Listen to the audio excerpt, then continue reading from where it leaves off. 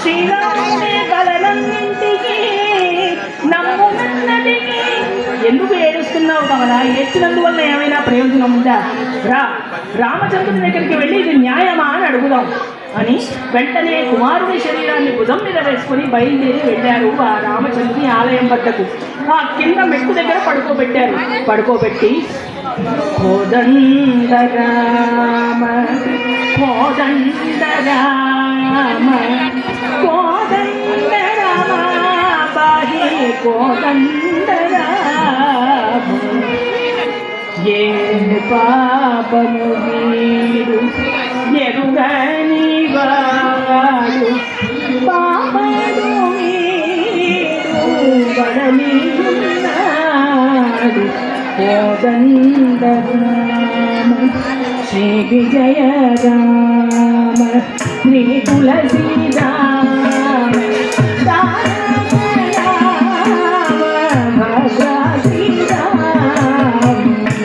ప్రార్థిస్తుండగానే పిల్లవాడు అటు ఎటు కదిలాడు. ఆహా అని ఎంతో సంతోషపడ్డాడు రామదాసు. రామా, ఇంత దయగలిగినటువంటి వాడిని అలా ఎండకు ఎండి వానకు తడుస్తూ సగం పడిపోయిన గుడిలో హృదయ విదారకంగా ఉన్నావా స్వామి? నేను నీ ఆలయాన్ని పునరుద్ధరణ చేస్తాను అని ప్రతిజ్ఞ చేశాడు తహసీల్దార్ అయిన రామదాసు. ఇక మర్నాటి నుంచి ఆ కార్యక్రమంలో నిమగ్నమైనాడు. ఒక జోలె పట్టుకున్నాడు. జోలె పట్టుకుని ప్రజలందరి దగ్గరకు వెళ్ళి చందాలు అడుగుతున్నాడు. రామజోగి మందు గొనతే రామజోగి మందు గొనతే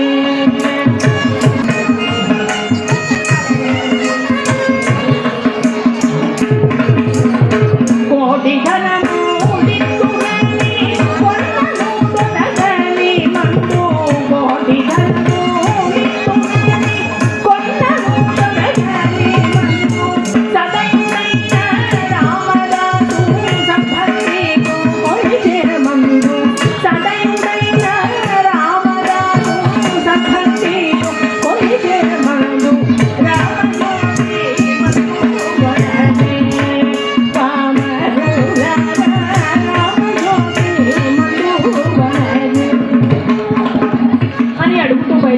ప్రజలందరూ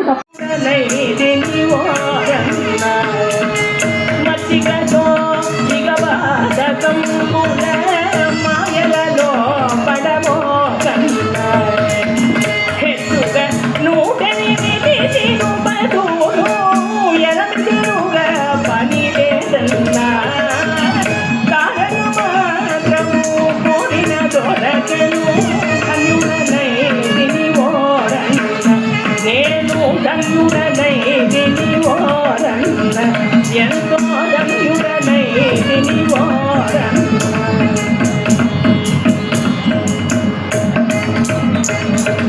ఇలా భగవత్ సేవలోనే తన కాలాన్ని జీవితాన్ని గడుపుతున్నటువంటి రామదాసును ఒక ఇంటివానిగా చేయదలిచారు అతని తల్లిదండ్రులు.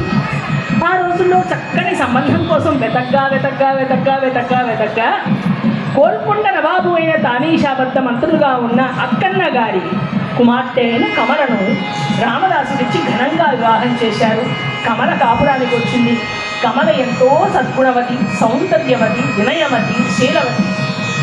ఎంత చక్కగా ఉన్నదంటే ఆమెతో కాపురం తన భర్తకు ఎటువంటి ఇబ్బందులు కలగకుండా ఆ సంసార భారం ఎక్కువగా తనే మోస్తూ చాలా మంచి పేరును సంపాదించుకుంది కమల.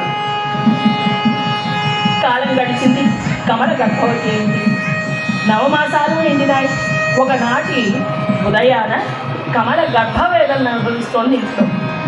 బయట ముసలి మొక్కులైపోయి వాకిట కూర్చున్నారు రామదాసు తల్లిదండ్రులు ఇద్దరూ కూడా, కామాంబాలిద్దరు. ఒక్కసారి వారిద్దరూ కూడా ఒకేసారి స్వర్గం అలంకరించారు. ఇద్దరు స్నేహితులు కలిసి ప్రయాణం చేస్తే ఎలా ఉంటుందో అలా ఇద్దరూ కలిసి ఒకే ముహూర్తంలో స్వర్గం అలంకరించారు. ఇక్కడ ఇంకొక విషయం ఏమిటంటే ముడతలు పడిపోయిన ముసలి శరీరం మాకెందుగా అన్నట్లుగా ఆ శరీరాన్ని వదిలి జీవుడు ఇక్కడి నుంచి నిష్క్రమించాడు. తల్లిదండ్రుల చిరాతనికి సీతారాములను చూపి నిర్మల తారక పరబ్రహ్మము నిశ్చింతమై